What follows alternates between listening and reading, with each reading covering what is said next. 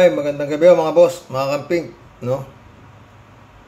Pagkwentuhan natin tong mga napukulamang senador ni Duterte.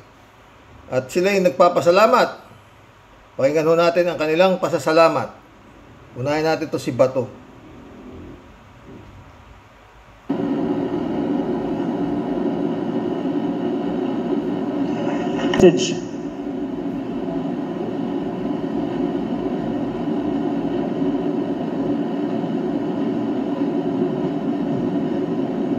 Ladies and gentlemen, good afternoon. First of all, I would like to congratulate the COMELEC for a job well done. A very successful 2025 midterm elections. Pakiusap ko lang, Chairman George, na sana hindi na maulit yung natulog ako ng alauna ng gabi. 20 million na yung boto ko. Pagising ko sa umaga, naging 16 million. Sabi ko, ninakawan at ako ng 4 million votes Puta, nangisi ka pa, nanalo ka na nga. Ibang klase ka talaga, Bato. Tuloy mo. Pero you explain it properly, you explain it professionally, so maraming salamat for the clarification. I would also like to congratulate my Duterte PDP party mates for fighting a good fight. Marami akong natutunan sa inyo. Philip Salvador, Jenny Bundok, JB Hinlo, Raul Lambino. Number 3 senador ho ito. Sa ayaw at sa gusto. 20 million may itang boto nito. Vic Rodriguez, Doc Marites Mata, and Pastor Apollo Kibuloy. Puta, Bato, parang iniinsulto mo yung mga kasamaan mong natalo Ginagago mo yata Congratulate mo pa, talo na nga. Wala talaga ito. Laki ulo. Wala naman yata. Natutunan ko sa inyo na pwede pala tayong mahalin ng taong bayan kahit wala tayong daladalang ayuda. Thank you for giving. Puta na. His Excellency, padakip mo na ito. Hindi titigil to. Oo. Hindi ibig sabihin, hindi kayo nabigyan na ayuda. Bato. Give me that lesson. And also, I would like to congratulate my guerrilla warfare campaign team. Nasama-sama ko palagi kahit saan ako nakakarating. Kahit anong weather, andyan sila. May guerrilla warfare pang kasama ito. Matindi talaga ito si Bato. Hindi ako iniwan. Maraming salamat sa inyo. I would also like to thank yung more than 20.7 million Filipinos na patuloy naniniwala at sumusuporta sa akin. Alam ko po... Anong 20.7 million? 20.7 million daw na tao. Yung botong binigay niyo sa akin, yun po ay protest vote sa kinahinatnan ng ating dating Pangulong Duterte. Kaya gago talaga to, no? Kaya raw siya binoto dahil sa protest vote ng kinahinatnan ni Duterte po. Tayo ba to? An ka man ngayon, President Duterte, sir?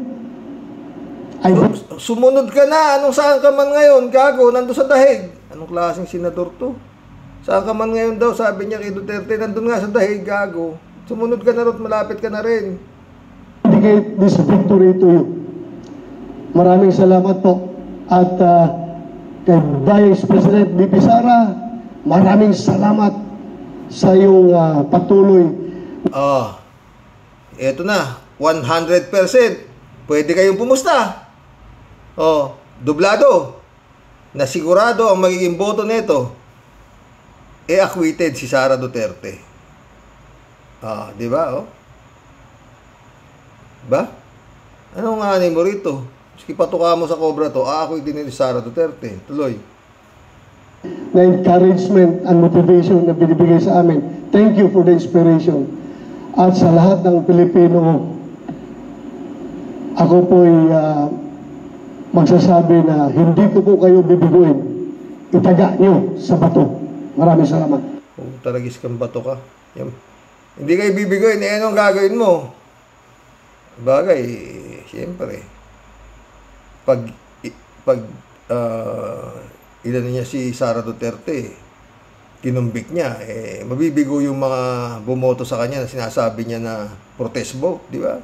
Kaya, automatic, hindi niya bibiguin yung mga bumoto sa kanya na sinasabi niya. Kaya siya binoto, dahil sa inabot ni Duterte. Alam na natin, no? Isa. Short message. Eto, si Bongo. Number 1 ho to, ha? Hindi mo sasabihin ito.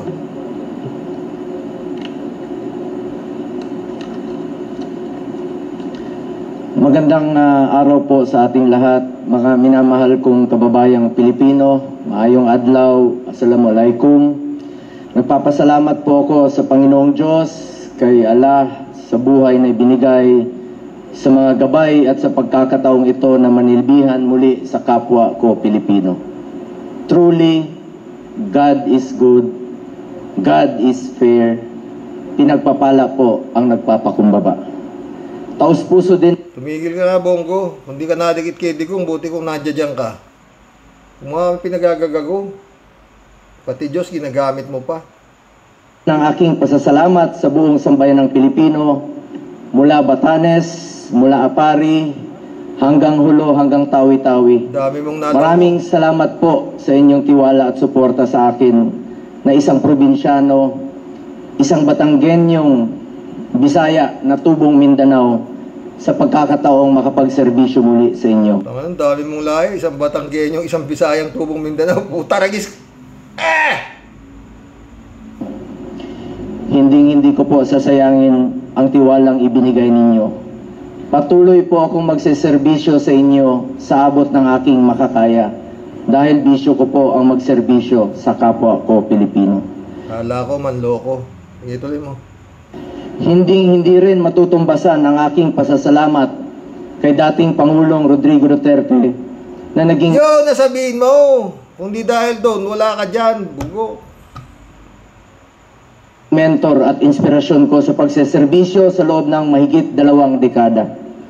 Huwag nating kalimutan ang kanyang mga sakripisyo para sa sambayanang Pilipino. Anong sakripisyo kung pinagsasabi mo? Ang daming namatay, kaya nga nandun sa dahig yung amo mo. Wala ho tayo mga...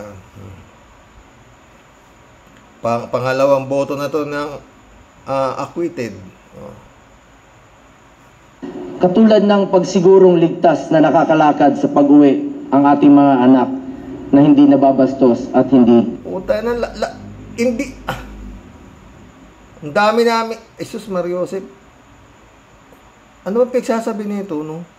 Ibig mo sabihin, nung si Digong ang presidente, nababastos yung mga anak. Boss, ano ba naman katangahan kasi? Ito lang ang speech nito, puro hindi nababastos, din yung mga anak. Tangina, wala pa si Duterte, hindi pa si Marcos Sr. ang presidente, wala namang mababastos ka kung talagang malas mo lang. Kung hindi ka ba maingat Lalo nung panahon ng miniskirt, magkisuot ka ng labas na yung singit mo, di ba babastos ka nga, di ba? Nasa tao, pagdadala. Ewan ko dito sa gago na to. Hindi nasasaktan. Tinatandaan ko palagi ang sinasabi niya noon sa akin. Just do what is right. Gawin lang ang tama at hindi ka magkakamali. Ba't nasa dahig yung amo mo, gago? Mapapaano ka din sa mga utak nito. Sabi rin ni Duterte, advice daw sa kanya noong araw, gawin lang ang tama at hindi ka magkakamali. Kaya anong nangyari doon sa amo mo? Wala talaga itong mga to. Unahin ang interes ng bayan, unahin po ang interes ng bawat Pilipino. Daming ang pinapatay ng amo mo, yun nasa anong interes pinagsasabi mo? Ay nako. Maraming salamat din po sa ating Vice President Sara Duterte sa pag-endurso sa aming mga Duterten. Ano asahan nyo rito? Maski tambakan nyo to ng ebidensya. Ha? Acquitted. Acquit yan, acquit, acquit, acquit. Wala kang isasagot yan, acquit. Bakit acquit? Wala, basta acquit. Maski nagaya sinasabi ni Atty. Leon Nakapunan na overwhelming ang mga ebidensya. Hanggang ngayon daw, wala pa raw na isasubmit itong mga ito na depensa man lang, o malapit na. Kailangan pa ba nilang dumipensa? Hindi namang, wala namang makukulong dyan. Basta a-acquit nila, wala sa pakialam. Numbers game nga, di ba? Tuloy. Senatorial candidates, salamat sa mga staff, salamat rin po sa mga kapwa ko kandidato, Ipe Salvador. Lubos rin po ang aking pasasalamat sa mga bumubuo ng COMELEC sa pamumuno ni Chairman George Garcia at sa ating mga ginagalang na commissioners, sa bawat empleyado ng COMELEC at lalo na sa mga guro na nagsakripisyo. Yung iba po, tinawid ang 7 oras para siguraduing maayos at matagumpay ang ating eleksyon. Maraming salamat po sa inyo lahat. Thank you very much, Senator Go. Hindi pa ako tapos. Gago tayo. Pumalakpak ka na eh. Maraming salamat po sa inyong lahat. Tapos pumalakpak. Sabi naman na, thank you very much, Senator Go. Hindi pa ako tapos. Puta na, talaga gago. Tuloy. Sorry po. Nagpasalamat lang po ako sa inyo. Sorry po. And for my second term, with all sincerity, I will continue to push for pro-poor programs and laws, especially on health. Ito na naman tayo. Pro-poor program na naman tayo. Kawawang-kawawa, mahihirap dito sa mga walang yan to. Health is wealth. We must work together to bring quality medical services closer to our people, particularly the poor and indigent patients. Ang kalusugan ay katumbas ng buhay ng bawat Pilipino. With the help of my fellow legislators, we will also continue to help our future generations, the youth whose voices we heard last elections and who hold the promise of a brighter future for our country. Hence, we need to invest more in education, like expanding further the law promoting the universal access to tertiary education signed by former President Duterte, so that students will be able to choose more programs and avail of free education. As an advocate of sports, we should also further advance sports development in the country, especially in the grassroots, so that aspiring young athletes can begin. Tama na yan. Live na, sir! Ako na, sir! Hi! How are you? Ito pa itong isang gago. Pag talagang si His Excellency, hindi mo nalinis to. Naku, karaming basura na ito. Number 1 senador pa isa, number 3 pa isa. Walang titirahin ito. Hindi ka pa titahimikin ito. Maniwala ka. Sus Mario Joseph. Ito pa isa. May warrant of arrest na ito. Ang sinasabi dito sa Dahig, meron na palang Duterte Street sa Dahig. Nagtayo na yung grupo na ito, si Harry Roque. Pakinggan niyo yung gagon to. Sa parang gagot kalahati. Sayang mga pinag-aralan nito, no? Mabuti po na ang kalagayan nyo. Ika-66 day na ata mula nung kiniyot ng Tatay Digong. At ngayon po, nagkakaroon ng napakalaking marcha ang mga supporters si Tatay Digong. Hanggang ngayon, ginangakak pa nito. Kinidnap ng gobyerno ni Bongbong si Tatay Digong niya. Gago. Tuloy mo. At kanina lang po, kasapi kami sa marcha. Tumigil po kami sa ICC. Nagbigay kami ng petisyon na nagsasabi na dapat palayain ang Tatay Digong dahil siya po'y kinidnap at hindi dapat. Siya po'y kinidnap ang Tatay Digong. Utangin na, wala na, malala na. Na magtuloy ang jurisdiction ng hukuman dahil ang kidnapping po ay illegal. Magtitipon-tipon po kami muli sa Malifield, parang Luneta yan dito, para sa mas malaki pagtitipon. Pero dumaan muna kami dito sa Duterte Street dahil alam namin na marami pong mga... Utang na, kalahin mo, binababoy nito yung Netherlands, yung Dahig, nagtayo sila ng Duterte Street doon. Utang. Hindi nahihiya itong mga walang yan to, totoo. Nagmamahal kay Tatay Digong na bumisita. No? Pero maya-maya po, magmamarcha uli kami papunta doon sa Malifield at sasamahan namin yung ibang mga Pilipino. Well, dalawang bagay po ang sasabihin ko ngayon. No? Unang-una, nabago na po ang messaging ng ating mga kababayan. Ang kanilang panawagan, palayain si Tatay Digong dahil siya ay kinidnap. Ang kidnapping ay illegal. Ito'y labag sa kanyang karapatang pantao ng due process na nasa nakaukit. Alam nyo mga friend ha, ano lang to? 22 hours ago ho ito ha. At meron po itong 77,000 views sa mga sa maniwala kahit sa hindi. Oo. Ha? Pag itong si Digong nakalaya at nakauwi ng Pilipinas, nagkabayaran ho ito. Umandar ang ano rito.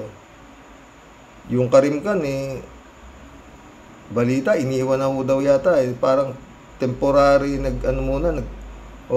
pinamahala muna doon sa iba dahil meron daw yatang inaasikasong kaso niya no? Oo, mukhang asama amoy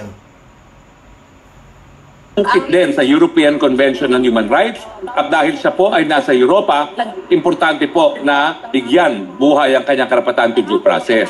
Pangalawa, yung hindi pagpresenta sa kanya sa hukuman sang-ayon din sa Tratado ng Rome Statute ay panglabag sa soberenya ng Pilipinas. Now, ang panawagan ngayon ng taong bayan dito sa Europa para sa kanilang gobyerno sa Netherlands na siyang nagkukulong kay Tatay Digong at ang mga gwardya ay mga Dutch employees na palayain siya dahil bilang isang bansa na kasapi doon sa European Treaty on Human Rights, may obligasyon siya na protektahan at itaguyod ang karapatang pantao ni Tatay Digong to due process na ipinagkait sa kanya nung siya po ay kinidnap. So hindi na po kami nananawagan sa ICC dahil yan man po ay isang legal na proseso, talagang bahala mga abogado ni Tatay Digong dyan, pero karamihan po dito ay mga Europeans at hiningi nila lalong-lalo na sa gobyerno ng Holland na siyang nagkukulong kay Tatay Digong na hindi dapat magpatuloy ang pagkakakulong dahil ito'y labag sa karapatang pantao ni Tatay Digong. So yan po ang bagong sigaw ng mga Pilipino dito sa Europa. No? At tama naman po ang sigaw nila dahil lilinawin ko lang po, itong kulungan nito kung nasaan si Tatay Digong, yan po ay kulungan ng Holland. Kumbaga, binabayaran po ng ICC ang mga space na ginagamit nila sa Dutch government. At lahat ng gwardya po dyan ay empleyado ng Dutch government. So, kung siya ay nakakulong ngayon at itong pagkakakulong ay paglabag sa kanyang karapatang pantao, ang lumalagabag po ay mga ahente ng gobyerno ng Netherlands. Kaya ang panawagan po ngayon... Utal na ang gago. Lumalagabag daw. Lumalabag. Sa Dutch government at sa European Union dahil kabahagi naman po ang Netherlands ng European Union ay palayain dahil ang kidnapping ay illegal, labag sa right to due process ng ating Pangulo. Now, tungkol naman po sa aking kalagayan, well, nagkaroon po ng anunsyo. Yung mga nangamatay nung panahon niyang Tatay Digong mo, bugok. May due process ba doon? Kaya nga nandyan yan dahil lumabag sa due process. Crimes against humanity kaso. Angin ng abogado to. Na padadaanin daw nila sa Interpol yung aking warrant of arrest. Well, unang-una, wala pa po ako nakikita kahit anong warrant of arrest. Sa totoo lang, nababasa ko lang yan sa periodiko. Pero ang proseso po kasi dyan, titignan ng judge kung mayroong probable cause. At ako naman po'y naniniwala dahil doon sa resolution mismo ng mga piskal, ang kanilang basehan lang. Kaya ako dinimanda ng isang non-bailable human trafficking ay dahil daw ako ay nag-text at tumawag, nag-inquire kung anong... Alam mo, Haring Bugok, kung bumabalik ka na rito sa Pilipinas at saka sumasagot dito, hindi yun dyan kangakak ng ngakngak. Wala, hindi ka naman ano dyan, intag dito, mga friend, hindi ka mawawalan sala dyan sa ginagawa mo. Pumarap ka dito sa korte. Gusto mo ng due process, humarap ka sa korte. Anong status ng application ng Lucky South 99 para magkaroon ng lisensya at nagtanong ako kung meron pang mga kulang ng dokumento, Yan ba ho'y krimen? Hindi po. Kaya ako'y buong tiwala na ang West naman ay titingin doon sa probable cause, At obligasyon naman po nila yan na bago nila pirmahan ang warrant of arrest, dapat satisfied sila na merong probable cause talaga. Pero ganun pa man, maski meron pong warrant of arrest, ang Interpol po, unang-una, mahilig nilang talagang ituro ang kamay sa Interpol. Nalaman naman po natin na sa kaso ni Tatay Digong, hindi talaga dumaan yan sa Interpol, At talagang kinidnap lang ng mga otoridad sa Pilipinas si Tatay Digong at dinala sa The Hague. Pero gayon pa... Oh, Department of Justice.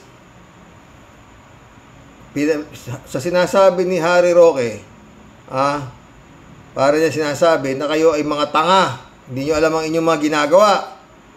Oh, ano pa ginagawa nyo? Oh, kala Interpol nandito. Tumulong ang Pilipinas sa Interpol. Nung dinakip. O tama, nung nadakip si Digong. Dapat naman, yung Interpol ng Netherlands, tumulong naman dito sa Pilipinas para ito ay madakip. Di ba? Give and take lang, mga boss. Kung pababayaan niyo ito Netherlands, daldal dito, na pinagsasabi na kinidnap yung Tatay Digong nito, ano mangyayari natin? Tuloy. Gayon pa man, bakit po hindi ako natatakot? Kasi ang Interpol po, international police organization. Hihingi sila ng tulong na arestuhin. Now, saan pumapasok ang Interpol? Nagbibigay po yan ng notice sa mga bansa na kasapi ng Interpol, kasama po ang Netherlands. Oh. So, ang gagawin po ng Interpol, hindi po Interpol ang huhuli. Ang huhuli po ay Dutch police. Now, bakit naman hindi gagawin ng Dutch police yan? Dahil alam po nila na meron akong asylum. At kapag meron akong asylum, ibig sabihin yan, may karapatan ako na non-refuma, na hindi mapabalik doon sa bansa kung saan ako nanggaling, in my case, Philippines. Dahil ako nga po ay ginigipit at biktima ng unjust prosecution. So it's not as if meron pong pulis na nakadamit na Oh, naririnig ninyo, Department of Justice. Para sinasabi ni Harry Roque na kayo tatanga-tanga. Hindi nyo alam ang inyong ginagawa. Aba, kailangan aksyonan nyo agad to. Oh, mahaba-haba daldal nito. Interpol na pupunta sa bahay ko, no? Ang mangyayari po dyan, padadaanin nila sa Dutch police at ang Dutch police naman, sasabihin ng immigration, may asylum yan. Hindi yan po pwedeng mahuli at hindi yan po pwedeng mapabalik sa Pilipinas. Oh. So, ang problema po sa kanila, puro fake news sila. Oh. Pati nga, alam nyo, hindi ko na alam kung anong Department of Justice. Natanga-tanga raw kayo, puro kayo fake news. Puta ka. Iniwalaan itong warrant of arrest nito. Wala naman ako nakikita pang warrant of arrest. Kung may warrant of arrest ako, ba't hindi nila ipakita? Nagsimula pa raw sila ng search, mga tracker teams. Hello, ayan o, yan ang tulungan ni Tatay Digong. Narito si Harry Roque, nag-a-access ka ng pera para magkaroon pa kayo ng tracker team. Ano yan? Kaya kayo bumuo ng tracker team para hanapin ako para may pondo na makurakot ninyo. Oh. Alam na alam naman ng lahat kung nasaan ako. Ayan o, araw-araw nandito ako sa piling ni Tatay Digong. Oh. Dahil ayan, dyan sa likod. Oh, tama, sakit ito ha, Department of Justice ha. Para sinasabi ito ay mga gunggong, andito lang ako, anong tracker team para magnakaw kayo. Iba na sinasabi nito, ba? Oh, Ng bakod na yan, nandiyan si Tatay Digong. Oh. Ang naiisip ko lang, kaya nag-tracker team pa kayo para sa akin, kukurakutin nyo yung pera. Oh, Kasi habang may tracker team, may pondong. Ako saan ba kayo magnanakaw? Putik ka, Roque ka. Tuloy mo. Hihingin. At hindi naman kayo po pwede pumunta rito na kayo mismo mag-aresto dahil baka naman hulihin kayo ng Dutch authority. Teka nga pala mga boss. Marami ko na kayong mga tracker team pa kayo ha. Asan ba si Bantag? Hindi pa ba makita? Kung nasaan na? Because that is usurpation of Dutch police authorities. Oh. Gawin nyo yan para makulong kayo dito. Oh. Kaya lang, pag kayo Nakakatawa itong silaulo na to. Pero, pag hindi nyo ito nahuli, totoo sinasabi nito, di ba? Tuloy mo. Dito, padadalhan na namin si Tatay Digong ng bulad. Hindi kayo pa pwedeng mag-share. Para kay Tatay Digong lang yan. Dahil hindi kayo mabubuting tao. Para kay Tatay Digong lang ang bulad. So, fake news po yan talaga. Puro fake news sila, no? But anyway, maya-maya po magla-live tayo muli sa Mali Field, no? Dahil napadami pong tao. Pero ngayon, nakikita ko ilang... Tama na. Ayan ho yung tatlong iklog. Tatlong iklog. Oo. Yan ho yung mga kampon ni Duterte. Tanan tayo Tatay Digong. Talagang kailangan na His Excellency. Konting ano ba? Konting bilis-bilis naman. Parang kagaya nung nangyari sa Department of Justice noon. Talagang ang bilis nung nadakip yung anak ni Secretary Remulla. Tungkol sa ano to, high grade marijuana, o di ba? Antimano acquitted, di ba? Oh. Nakalaya agad, sandali lang. Bakit etong mga kaso na to mukhang mabagal? Yung Department of Justice natin. Kagaya sinampang kaso dito kay Inday Duterte na inciting to sedition at saka grave threat. Hindi pa rin yata umuusad. Yung mga sinampang kaso ni Trillanes, wala pa rin yatang gumagalaw. Ewan ko na mga boss. Magkulab na po tayo. Yun lang sa atin lang, ha? Bakit ganun? Pagkatapos, biglang bumanat pa yung ombudsman. Tinira pa sila Rimulya dahil sa kay Amy Marcos Duterte. Di ba? Ano kalase? Sakit utik. Mukhang sama nga amoy. Yung Karimkan pa, naglib pa. Naglib. Yun ang nag-issue ng warrant of arrest dito kay Digong. Putik yan, mukhang andarang kwarta. Kalatibaya, shout out.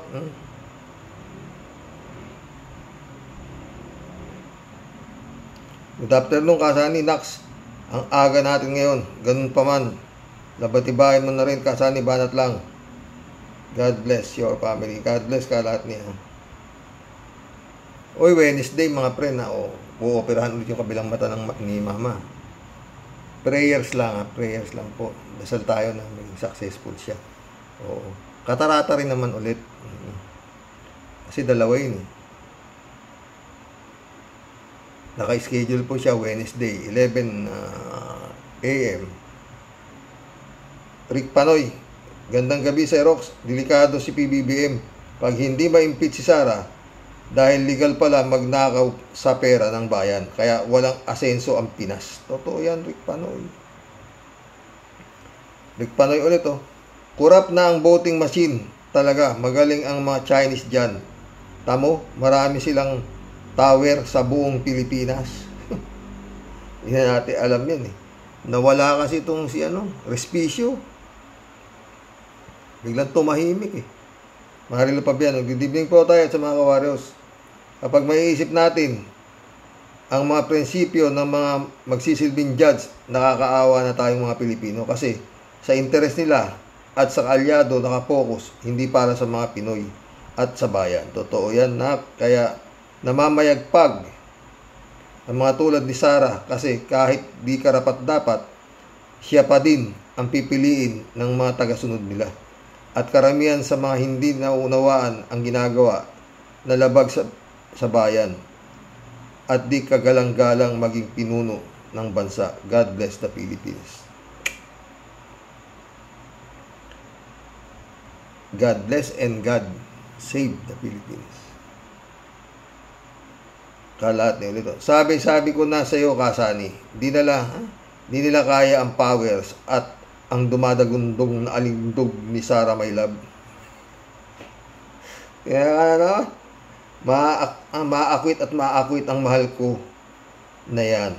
Madalas na, malakas na, maganda pa. Saan ka pa? Sara My Love, ikaw na. Patay tayo dyan, kalat ni Kay. Maski maakwit yung My Love mo, didemanda yan ng criminal case. Bulong din yan. Ewan ko ba kung bakit dinaan pa sa anyway. Ganyan pala kahirap yung putik na impeachment na yan. Anak ng pating. Hindi niya pa sinampahan ng kaso. Plunder. Tawag dito, bribery. Meron pa. Ang dami. Grave threat. Ang daming pwedeng ikaso. Makukulong yan. Sabihin na natin ibig mo sabihin, pag nakakulong yan, gaano katagal ang sentensya niya sa katakot-takot na kaso niya? Wala namang immunity from suit yan. Makakatakbo pa siyang presidente. Convicted siya. Pag na-convict siya, makakatakbo pa rin siyang presidente. Kaya tududa ako dito sa Mukhang sarswela to. Pwede na kasuhan eh. Sabi nga ni Atty. Lorna Kapunan eh. Pati yung mga pinag-iinsulto niya mga ano, pwede siyang kasuhan ng libel. O kung ano, marami sinabi si Atty. Lorna Kapunan. Pwede nga kasuhan eh. Sabay-sabay, sabi ni Atty. Lorna Kapunan eh. Bakit inuuna niya yung napakahirap na ilusot na impeachment? Ganon din naman yan. Mabubuksan at mabubuksan din lahat. Dapat mabuksan dyan pag dumating sa criminal cases. Ano ba? Sus Mariosep. Wala eh. Asa na yung sinampang inciting to sedition? Asa? Wala. Andun lang, nakasampa lang sa Department of Justice na naman. Grave threat. Sinampa na nga ng... Ang nagsampa, National Bureau of Investigation, ha? Unang pating. His Excellency. Mukhang shout out, Atty. Claire Castro. Lorna Velez, oh. Ako rin, Sir Roque. Pakiramdam ko, acquitted si Bratanela Fiona, Sara Jim Potpot. Sa dami ng pera na tulong ng China sa mga Dutertaning, lahat ng politician mabibili nila. Sinabi mo ba? Kalat ni ulit. Konsensya? Anong konsensya? Titi mo? Walang konsensya sa politika sa Pilipinas. Engot, guns and gold ang labanan dito. Yun. Michael Edwin, my friend, shout out Mike. Sayang ang Pilipinas. Sinabi mo pa. Talagang sayang. Andito na lahat. Sobra-sobra. Masipag ang mga Pilipino, matatalino. Puta na. Ganyan naman klase ang mga politiko. Puro anak ng pating. Sayang talaga. Raul Villanada. Greetings Kuya Rox at sa inyo may bahay. God bless and happy weekend sa inyo. God bless, Raul. Raul Villanada ulit. Kapag hindi na isagawa ang lalong madaling panahon ang impeachment at magpaputumpik-tumpik sa 2028, wala kayong lahat sa mga Duterte. Sinabi mo pa. Parang, kumbaga sa karera ng kabayo, parang inayahatid lang sa mete. Di ba?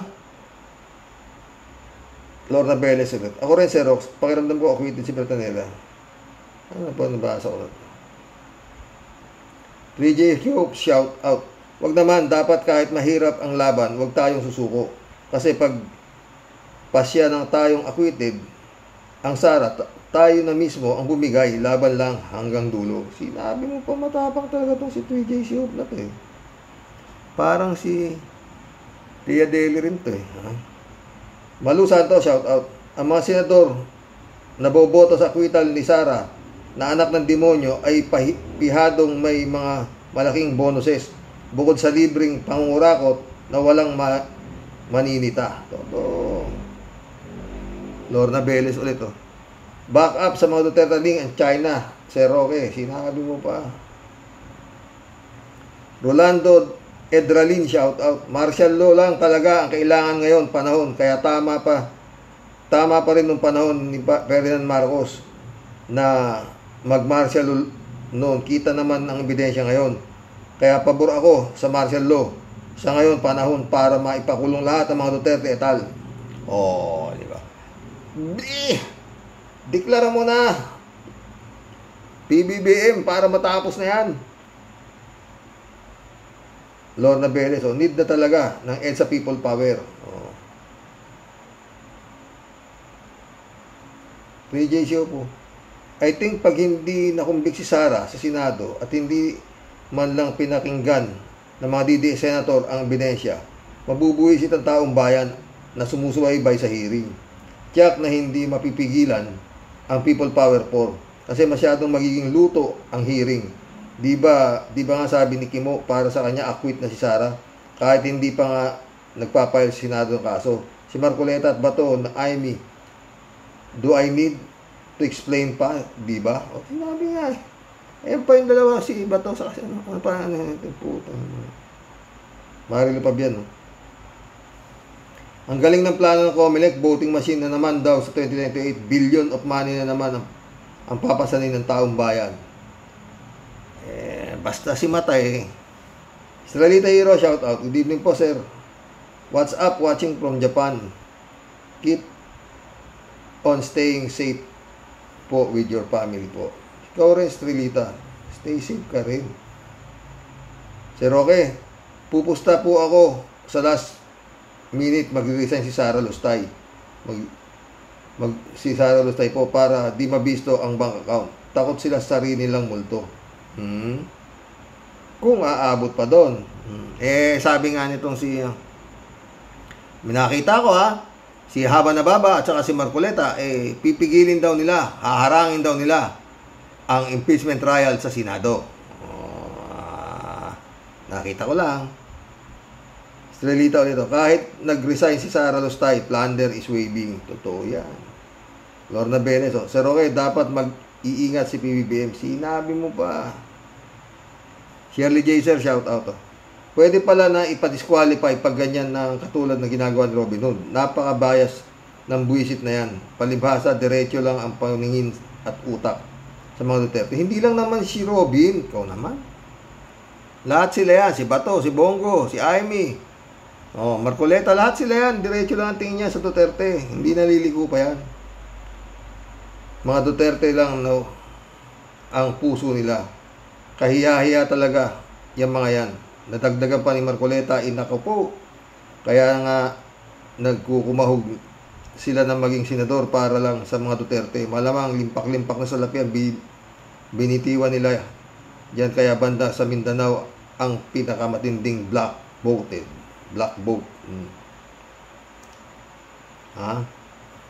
Miguel Soriano, shout out Simula kay Diosdado Macapagal, naging presidente ang anak. Kay Ferdinand Marcos, naging presidente ang anak. BBM, kay Cory, naging presidente ang anak. Noynoy, ngayon hindi malayong maging presidente ang anak ni Dugong na si Sara. Ganito ang politika sa Pinas Dynasty. Ang eleksyon, hanggat may eleksyon, andyan ang makinarya ng mga dynasty. Tiyak hindi may impeach si Sara sapagkat nakatakda na siya maging Pangulo. Uy, Miguel, huwag kang salita na salitang ganyan. Baka magdilang demonyo ka. Lorna Benes, kung aabot yang si Sara Duterte mo, lahat gagawin ng China, makuha lang nila ang West Philippine Sea. Sinabi pa. Shirley J. Sir. Bakit kasi pati Senado nahawakan ng mga presidente? Dati hindi naman may sarili silang pag-iisip. Ngayon, kinukumanduhan na sila ng presidente at ibang politiko. Ay nako, so sad. Sinabi mo pa. Sami AJ, shout out. Karox, bahala ng ICC basta mahuli si Bato, Bongo at Sara, maligaya na ako. Mga taga Davao, bahala na kayo sa buhay nyo, aswang.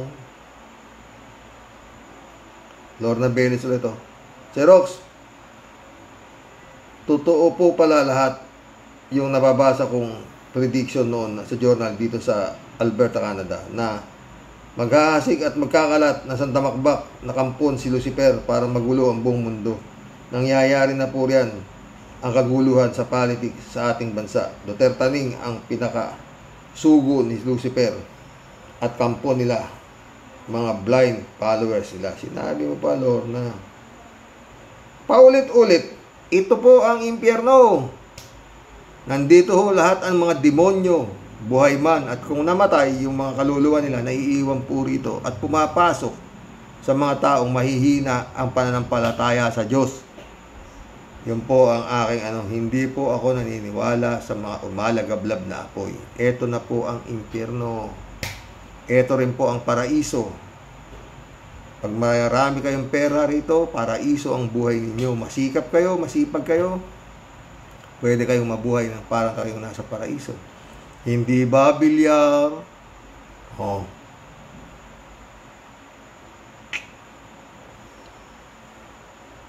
Chupista Bunao, shout out Good evening po kuya sa mga ka-warriors. Di ba na magic na naman po ba ang resulta na yan? Dapat talaga ma-impeach itong si Sara.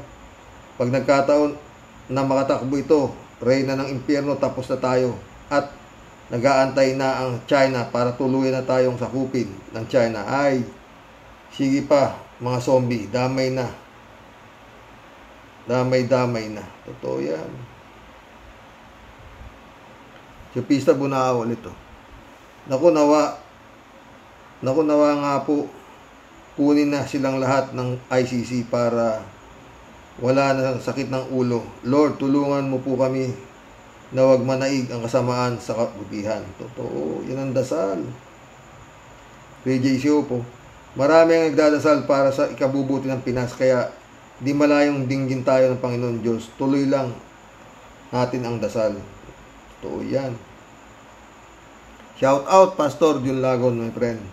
Sa amin AJ, Karox, bitiwan mo agad. Ha? Karox, bitawan mo agad 1,000 pesos. Duda ako. Oh. David Alin Mendoza, shout out. Konsensya baka mo, Karox. Wala yan ang mga senador natin, liban kay Senator Hontiveros. Sinabi mo pa. Ramon Valencia, shout out. Bossing, wala nang hiya ang mga yan. Sanay na sila. Kasi yan ang pinakakain sa pamilya nila. Ang marangya ang mga buhay nila. At marangya ang mga buhay nila. Okay. Pag mahihiyain kang politiko ka, Trillanes ang labas mo. Mistisang Bangoso, good evening po tayo, sabi niya, nakalungkot ang nangyayari sa Pinas. Bakit kaya hindi natututo ang mga Pilipino? Sana i-disqualify na lang nila ang mga DDS na Senate kasi hindi naman titingin sa evidence yan. Yun ay kung pwede nyo sinasabi ni Atty. Lorna. Hindi pwede. Or mag-inhibit na lang sila kasi hindi naman sila magkakaroon ng fair judgment. More power po tayo. Wala yan. Taon bayan dapat ang gumalaw. Kagaya nung nangyari kay ERAP, nanalo yung wag open. Open lang ha. Ang envelope ha. Open and not to open. Nanalo yung not to open. Putik yan. Nag-walk out yung mga senador. And the rest is history. Dinaan sa kalye. Oh.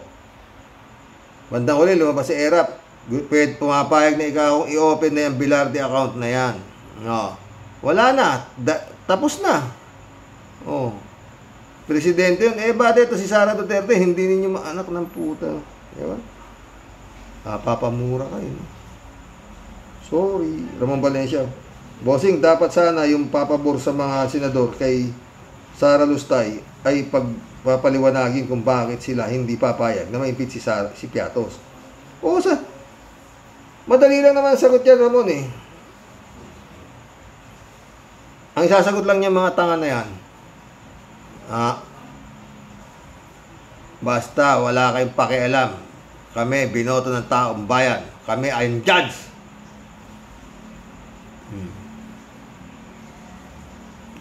Ba? Makakapal nga mukha niyan eh. Anong gagawin natin? At saka sinabi naman na nila, dati-dati na. Di ba?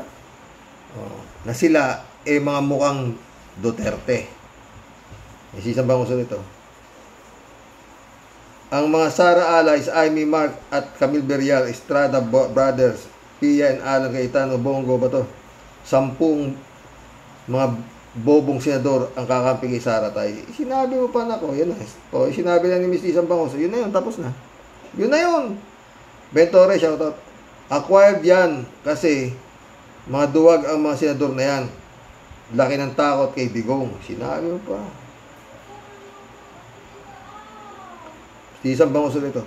Dapat talaga magkaisa ang mga red, yellow, and pink to put Duterte down in 2028. Kumuha sila ng isa lang na candidate na kakalaban sa mga Duterte. Naku, walang pwedeng lumaban dyan. Kaya dapat, itong ang administrasyon ni Bongbong, itapusin na yan. Patong-patong ang kaso niyan. Hawak niya lahat dapat eh. Tignan mo nung panahon ni Duterte. Maski na walang kasalanan, naipakukulong niya. Bakit ngayon? Anong tad-tad ng kasalanan yan? Wala kang magawa. Kaya ginagawa ka ni Duterte, you are a weak leader eh. Kailangan pangil, di ba? Jose Claire Castro.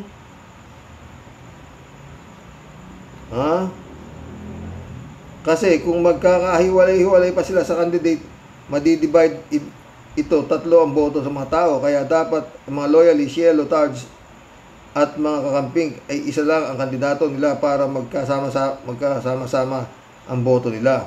Mas malakas ang magiging pwersa nila. Di ba tayo? Sinabi mo pa, pero hindi rin sila mananalo. Tandaan mo yan na. Basta talagang pag yan nakatakbo, yan Duterte sa pagka-presidente sa 2028, tapos na itong Pilipinas. Totoo yan.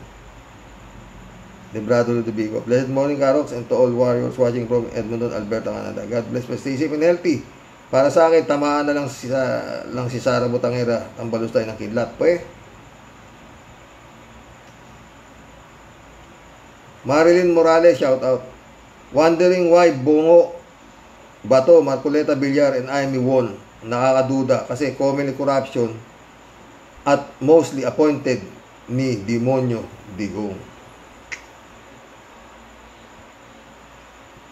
Friend Shelby Sapeda, shout out. Christian Sen, July 7, Alcantara, shout out sa inyo mga bossing. Friend Amy Bingson, Dolor Garcia, Emans Calonanak, shout out. Jan Dimango, shout out. Muli po ibang basyang Team Tia Deli po. Sumasayang papawid mula po sa bundok ng Tralala, bumabati at kumakaway po ng may ngiti sa iyo, Sir Rox, at sa buong Team Rocky Warriors the Great. Sa topic mo po today, Sir Rox, masasabi ko lang po ang buhay po ay sadyang weather lang. Ano po? Very confident po si Madam Puset. Sa labanan po ng mga trumpo siya ang mananaig dahil nga po siya ang reyna at kampo ng kadiliman. Tumabo po sa takilya ng dayaan at tapalan ng ubod ng lupit na milyones na bayaran, kaya po bumulusok at nanalo po ang mga magigiting na pusakal at mga tiyanak po ng bayan. At syempre po, Sir Rox, wag po tayong umasa pa sa patas na labanan. Anong inhibit ang Pilipinas, sasabi niyo, ha? Ano sila? Bali, ha, Sir Rox? Wala pong umayang mga yan. Pagdating po sa kahihiyan, wag na po tayong umasa pa. Magiging patas po ang labanan. Masasaktan lang po tayo. Sinabi mo pa, Tia Delica. Pero kakampi po natin si Lord. Nakikita niya pong lahat ang ganap at ang kanya pong kalooban. Sa takdang araw at panahon, ang lahat po ng sobra ay kakalusin. Yun nga. Si Digong, di pa nga makalus-kalus. Hindi po araw-araw po ay Pasko at piyesta para sa mga kampon po ng kadiliman. Nasa exciting part pa lang po tayo, Sir Rox. Ang umaayaw po ay di nagwawagi at ang nagwawagi ay di umaayaw. Ayon po kay Manuel Uy. Ang tikit na si mistake. Kaya wag po tayong mawawala ng pag-asa. Ang lahat po ng sobra ay may katapusan din po. Di po papayag si Lord. Di po sila kakalusin. Babalatuhan ko po si kubeta ng rayuma at gout at nang siya po matutong manahimik. Dapat busalan ng bunganga kay lupit na nakapagdumali ay hanip sa lintik. Sinong matutuwa? Sinong di mabubisit? Isama kay Digong, itapon sa dahig. Huwag ding kalimutan si Madam Baba. Shit. Lupit ng tadhana, puro sila buisit. Mga leche, kinam. Mahinta naman ulo mo na naman, Tia Delic Angie Ventura, shoutout, Sir Rox. Good evening po. Tiwala lang po tayo. May liwanag na sumisilip sa 2028. Tayo ang mananalo. Sana nga, Angie. Lina Pamilara, shoutout. Hindi ko na maintindihan ng ating mga kababayan kung sino ang nagtatrabaho ng maayos. Yun ang ayaw nila. Pera-pera lang talaga. Wala nang pakialam sa kinabukasan ng ating mga susunod na henerasyon. Kakagalit. Totoo yan, Lina. Silang pakialam dyan. Ang importante sa kanila ngayon, bayaran mo sila at iboboto kanila. Elizabeth Iscare, good evening, Sir Rox. Yan namang mga senador na nanalo at mga pro-Duterte, di naman yan para sa bayan, kundi para sa interes nila at mga Duterte. Makakapal talaga ang mga mukha niyan. Isipin nyo, kaya sila andyan para silbihan ang mga Duterte, kaya sobrang kakapal niya.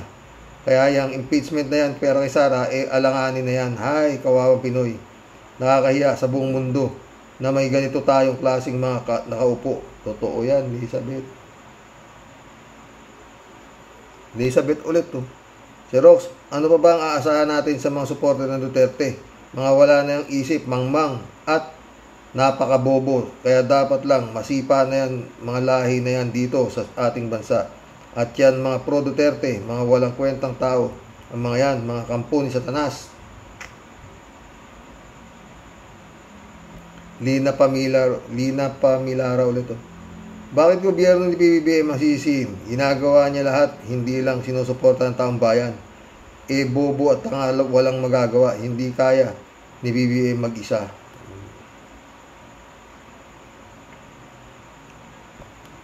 Federico Mantaco. Alam natin suntok sa buwan kung magigili si Sara, kagaya nung iniisip natin noon kay Digong, na imposibleng maaresto ng ICC, pero nangyari, di ba? Kaya diyan si Lord. Kaya nandiyan si Lord. Siya ang maghahatol diyan kay Sara at sa mga bulag na tagahimod ng puwet ng mga Duterte. Sana nga, Federico. Jaime Catalan, shout out ha. Karox, gusto ko lang magpasalamat sa kabayanihang ginawa ni Robin Padilla. Ha? Salamat sa pagpasok niya sa Senado.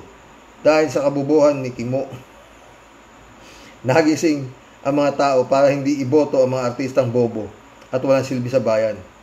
Eye-opener ka, Kimo. Naniniwala ako sa yan. Napakinabangan din ang pagiging bobo mo. Ungas.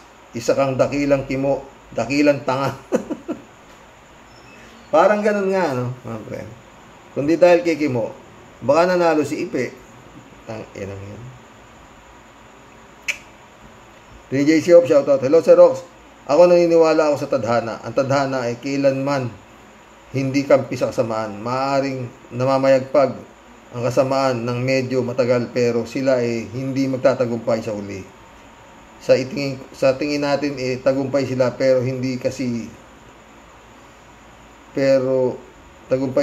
hindi, kasi evil does not win over good. Sana nga, friend. Iniwala ako sa iyo dyan. Kasi parati ako nanonood ng 10 Commandments eh. Ted, shout out. Hindi pa rin ako nawawala ng pag-asa, Karoke. Palagi ko may talo si Sara. Lalo na nasa prosecution si Laila de Lima, Jokno at Luistro. Kaya laban lang, Sara Lustay Garutay. Dapat matalo ka. Huwag mag-resign. Baka mag-ikapang presidente sa 2028. Mas malaking problema.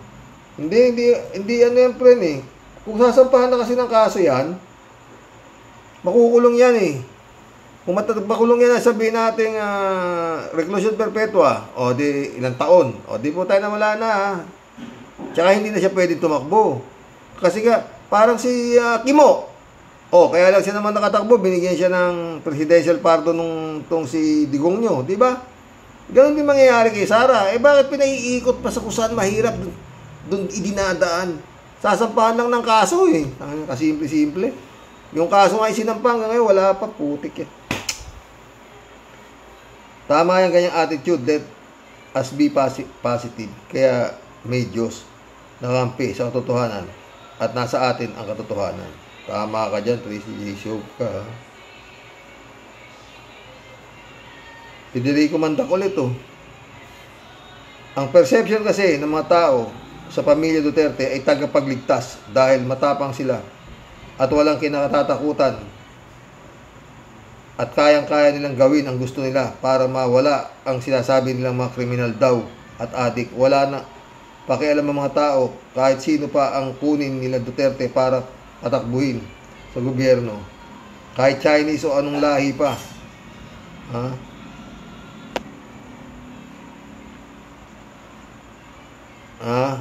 Hindi nila iniisip ang kinabukasan, basta bulag at bulag sila sa